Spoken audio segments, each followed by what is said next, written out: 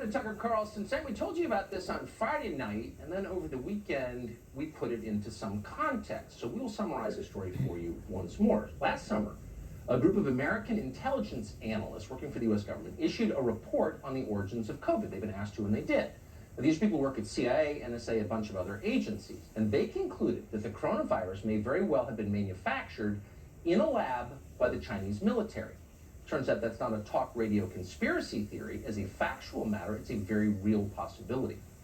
And if it's true, if that's what happened, and again, many highly informed people believe that's exactly what happened, that would mean the Chinese government is responsible for killing millions of people around the world. It would also raise questions, obvious questions, about motive. Why would China unleash a deadly virus on the globe? To the American mind, that is an unimaginable thing to do, but the Chinese government thinks very differently from the way that we think.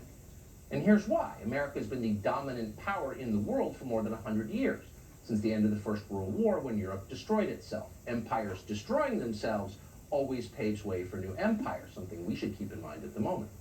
So American attitudes about everything are shaped by generations of casual affluence. We're in charge and we always will be in charge. That's what all of us assume. But the Chinese government does not assume this about us or them. Until fairly recently, China was a poor country. There are still millions of living Chinese who remember seeing their neighbors starve to death during famines. As a result of that experience, China is very aggressive and very ambitious in ways that your average State Department official from Bethesda could not begin to comprehend. So would a government like that use COVID as a bioweapon? Well, why wouldn't it? The coronavirus reshuffled the global order. It crushed the American economy. It made China preeminent. If China takes over the world, and that appears to be coming, COVID will be one of the main reasons it was able to. So by definition, you would think we would want to know where COVID came from. That's a meaningful question. But Joe Biden doesn't want to know. He ignored the report he ordered. He ignored the findings of his own intelligence agencies. That's bizarre when you think about it. And if you think that's weird, how about this? This February, Biden canceled a counter-espionage program called the China Initiative. Now, the point of that program was stopping the rampant threat of our national security secrets by the government of China. But the White House decided, to very little fanfare, that somehow that program was racist, and therefore it had to end. That means the Chinese government can now spy and steal with impunity. Not since Franklin Roosevelt colluded with Joseph Stalin has an American president done anything like that. But Joe Biden didn't hesitate. And then he kept doing things like this. Now Biden says he plans to end tariffs against China, tariffs that Donald Trump put in place and that China has been complaining about ever since.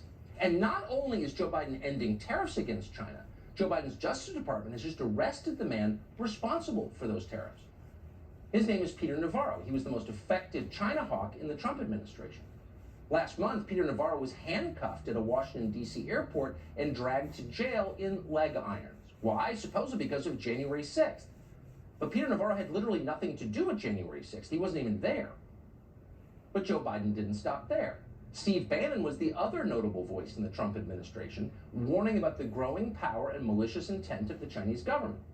In November of last year, Steve Bannon was also arrested by the Biden Justice Department, also on absurd pretexts. So take a step back. What's the message here? Well, it's unmistakable. Don't criticize the Chinese government or we will throw you in jail.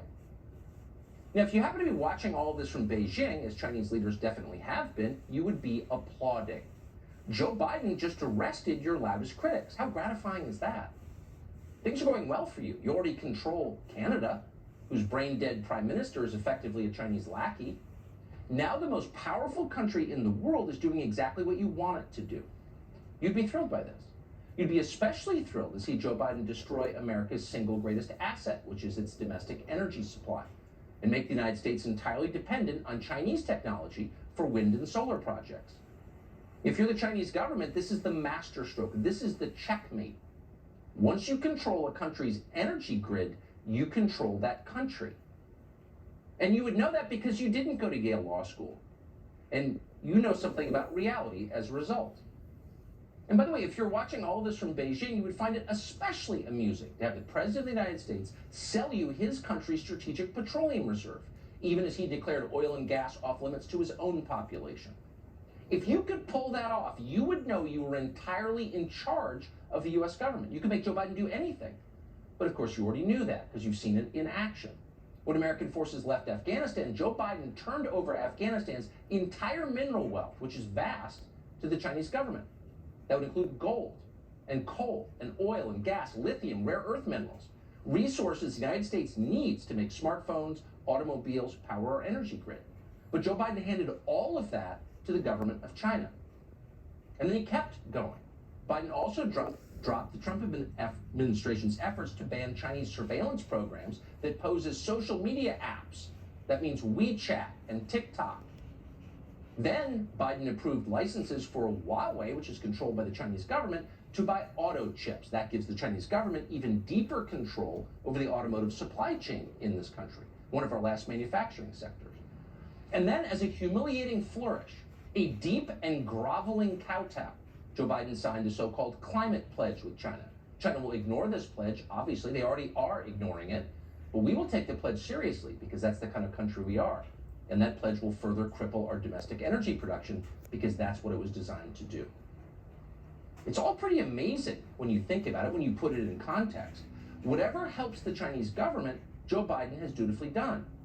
Whatever hurts America's most important strategic interests, he has also done. But why has he done this? How did the Chinese government wind up with so much control over the United States president, over Joe Biden's behavior? We've been mulling that for more than a year. And that's why, since October of 2020, we have been on the Hunter Biden laptop story, because that seems like the key to this question. How the Chinese government got so much control over Joe Biden. Now, the tech companies have tried to censor that story at every turn. They're doing so again tonight, and it's not surprising why. They're beholden to China as well. But we've continued to pull those threads. So is the Daily Mail. In April, the Daily Mail reported that a whistleblower was in possession of 450 gigabytes of deleted material from Hunter Biden's laptop. The whistleblower's name is Jack Maxey. He'd gone to Switzerland fearing retaliation. We wanted to know more, so in April we flew to Zurich to meet Jack Maxey. Here's part of what he told us.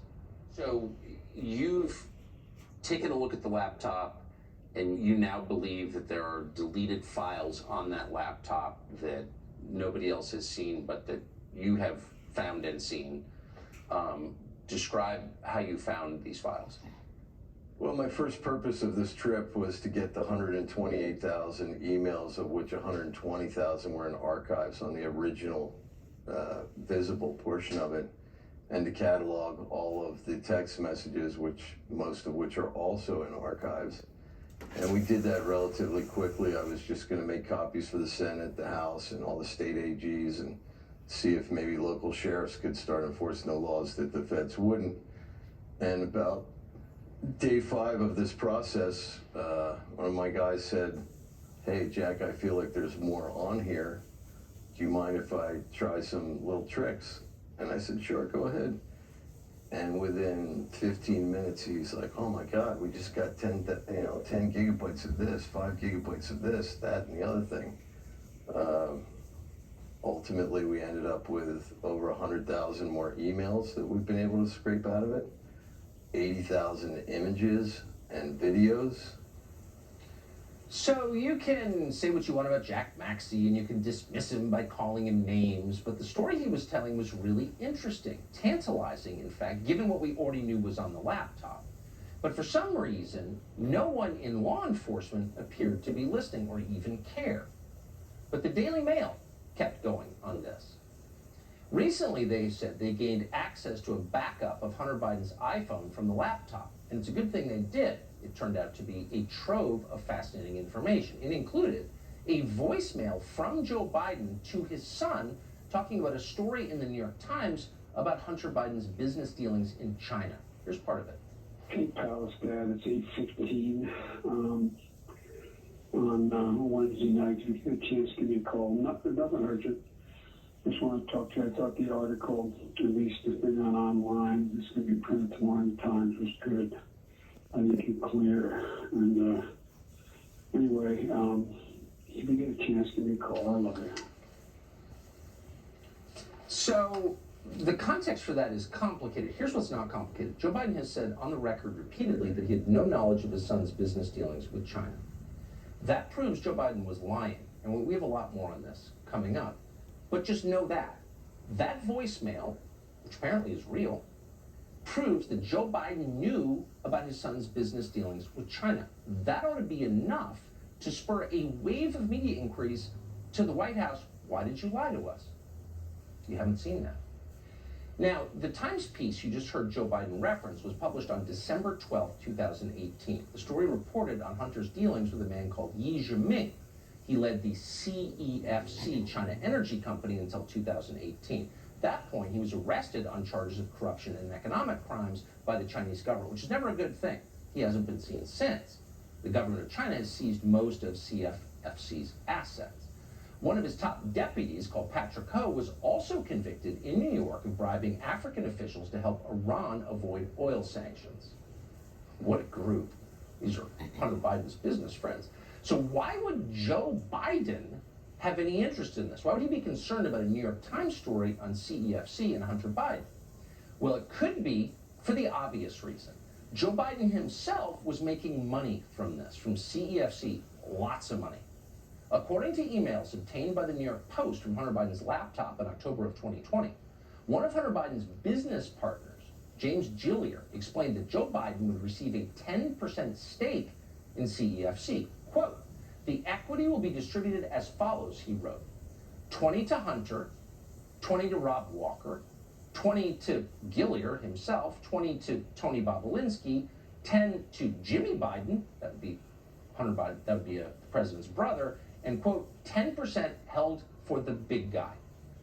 The big guy. So Tony Bobolinsky, whom we interviewed for a full hour, he got a 20% stake of this deal, told us that there was, quote, no question the big guy is who he so obviously is. That would be Joe Biden. This arrangement meant millions of Chinese dollars for Hunter and Joe Biden. In early 2017, just a few weeks after Biden left the White House the first time, a company controlled by Yi called State Energy HK sent $6 million in wire transfers to Robinson Walker LLC. Robinson Walker LLC was controlled by Rob Walker, one of Hunter Biden's business partners. Then, in June of 2017, Hunter Biden emailed Yi demanding $10 million more as seed money for a new company called Sino-Hawk Holdings. In August of 2017, another Hunter Biden-controlled company called Hudson West received a $5 million wire from CEFC. CFC also paid Hunter Biden's law firm, Owasco, nearly $5 million. These are according to bank records reviewed by Senate investigators. And we just pause here for a moment. In their details, these stories bear a striking resemblance to the Russiagate insanity that we were dragged through for years. Remember, they go on TV and bore you for an hour with how all these things fit together, and then this money went that way. But in the end, there was nothing there. Operating on the theory, which isn't really a theory, it's true that they always accuse you of exactly what they themselves are doing. It's kind of striking that the truth about what the Biden family, the president, his son, and his brother Jimmy, is almost exactly what they accused the Trumps of doing. Except in the case of the Bidens, they really were getting rich from a foreign power that means us harm. And it's not Russia, which is globally almost irrelevant, it's China, which is now preeminent. So to continue with the details. Owasco, in turn, sent the $1.4 million to Lion Hall Consulting. That was a consulting firm run by Jimmy Biden, the former nightclub owner, the president's brother, and his wife. And that was just the beginning of the arrangement. Emails unearthed by the New York Post found that someone called the chairman, that would be Yi, promised to pay Hunter Biden $10 million a year for, quote, and we're quoting, introductions alone. In other words, leveraging his father's position in government to get rich. That's illegal, right? It's also a violation of the FARA Act, which the Biden administration has been enforcing against its political enemies. So Hunter Biden wrote to a CEFC official that Yi had amended the deal to provide for, quote, a much more lasting and lucrative arrangement, end quote. These payments continued even after CEFC's leaders were arrested on corruption charges. Hunter's paid another $1 million to represent Yi's deputy, Patrick Ho, even though he had no criminal defense experience, because he was a lawyer, because he went to Yale Law School, because he's a genius, the one that your kids can't get into because they're not as smart as Hunter Biden. Ooh, this is one corrupt system the Bidens sit atop of. And if that's not enough, Hunter once referred to Patrick Ho, and we're quoting, as the effing spy chief of China. according to leaked audio obtained by Real Clear Politics. So here you have the president's son who's talking to his dad about his business deal with China, admitting the guy he is dealing with is the Chinese government's spy chief. It's almost unbelievable. Joe Biden has sort of been asked about this. His response, I didn't know anything. Watch. Mr. Vice President, how many times have you ever spoken to your son about his overseas business dealings? I've never spoken to my son about those things. I have never discussed with my son or my brother or anyone else anything having to do with their businesses, period. Huh. You lie, and now you've been caught lying. So after the voicemail we played a moment ago surfaced a few weeks ago, proving that Biden lied, the White House was asked about this. Not the president directly, but his publicist, the glass ceiling breaking publicist they're always bragging about. Watch the response. Why is there a voicemail of the president talking to his son about his overseas business dealings if the president has said he's never spoken to his son about his overseas business dealings? Well, first I'll say that what the president said stands. So if that's what the president said, that is what stands. And secondly, a New York Times article but secondly, concerning Hunter Biden's business dealings, and he says, I think you're clear. How is that not him talking to his son about his overseas business dealings? we're not, from this podium, I'm not going to talk about alleged materials from the laptop. So I will, are you disputing this I'm the not, president's voice on the voicemail? I'm not going to talk about alleged materials on the laptop. Are It's you not disputing happening. then that it is not? Peter, I refer you to his son's representative. Alleged materials. So they can get away with that because no major news organization in the United States picked up the thread. We tried to. We're a talk show. We flew to Zurich because we thought, wow, maybe there's something there. But the big newspapers completely ignored this, even though it's been out there for a year and a half. And it's obvious it's not just about Hunter Biden being a crackhead who liked hookers. It's about the Biden family, including the President of the United States, business dealings with the government of China, which seeks to displace the United States globally. So because no news organizations would take this up, and because law enforcement agencies seem completely uninterested, the FBI has had a copy of this laptop for years now and done nothing with it, it's fallen to people like Jack Maxey to find out what this is about. So on Sunday, a programmer who worked with Maxey posted a live stream video outlining his intention of dropping Hunter Biden's entire hard drive online, along with clues for users to break into the iPhone and iPad backups. He put it on 4chan, which is some sort of website that's basically not very moderated, and it's kind of the website of last resort for people who want to get information out there but can't because everything is so completely censored at this point. So even on 4chan, the moderators quickly took these links down, but internet users are already seeding the contents of the backups on torrent sites. Bottom line, this is going to live online forever. It's not going away. Now, is it real? We have no reason to believe any of these data are fabricated. We've not independently verified them. We're not putting some of this stuff on the air. It's salacious. But it's pretty obvious that the materials that we've looked at are real. At the same time, it's becoming clear that Maxey and his former coders are the only two people making any progress in investigating Hunter Biden's criminal activity. Again, the FBI has done nothing since obtaining the hard drive years ago. Meanwhile, it's raiding people's houses because they, supported Trump in the last election? And the tech companies, as always, are on board, on China's side, once again censoring any discussion of Hunter Biden's activities, criminal activities, some of which are on video. And if you don't believe it, try it yourself. Type in Hunter Biden weighing crack on a scale, which is out there. Type that into Google and see what happens. You'll get obscure results from random YouTube channels. When you click on Google's News tab, nothing from an American media publication appears. They're stepping on the scale. They're censoring information, as they have from the very beginning. Why are they doing that? Because it matters. That's why. It's not about whether Hunter Biden was a druggie. Yeah, he was. With a screwed up personal life and a weird personal life. Yeah, knew that. That's not what it's about. They're not protecting Hunter Biden. They're protecting this administration, and they're trying to prevent you from understanding this administration's posture toward China. Among the latest findings, as reported by Andrew Kerr at the Washington Examiner, are that, quote, Joe Biden wired $100,000 to Hunter Biden during the same time frame. Hunter Biden spent over $30,000 on Russian escorts, who may very well be linked to an Eastern European human trafficking ring. There's a lot like that. But again, the real story is not that Hunter Biden is a crackhead who liked prostitutes and underage girls, although that appears to be very true. and law enforcement should look into it. But for the rest of us, that's not the real story. The real story is that the Biden family was getting rich from business with our enemies. They were selling access to the US government to China. And that is a crime. It's certainly a moral crime. As recently as 2020, Joe Biden denied that his family had made any money from China. Watch this. Vice President Biden, there have been questions about the work your son has done in China and for a Ukrainian energy company when you were vice president. In retrospect, was anything about those relationships inappropriate or unethical? Nothing was unethical. My son has not made money in terms of this thing about, what are you talking about, China. I have not had it. The only guy made money from China is this guy. He's the only one. Nobody else has made money from China. So you spend so much time noting Joe Biden's creeping senility that you can overlook the fact that in his lucid moments, he's a liar, just flat out liar. That's a lie. In fact, it's a lie so obvious, even the Washington Post, which has carried water for Biden since the very beginning, had to correct it. According to the Washington Post, quote, over the course of 14 months, the Chinese energy conglomerate, that would be CEFC, and its executives paid $4.8 million to entities controlled by Hunter Biden and his uncle. That would be Jimmy Biden, the former nightclub owner. Are these guys experts on energy? What are they experts on? Nothing. Leveraging the U.S. government for personal profit, that's it. And it's not just CEFC that funded the Bidens. In all, Hunter Biden made more than $30 million from entities affiliated with China's communist government. Hunter Biden's biggest deal with China involved a Chinese investment fund called Bohai Harvest RST, or BHR.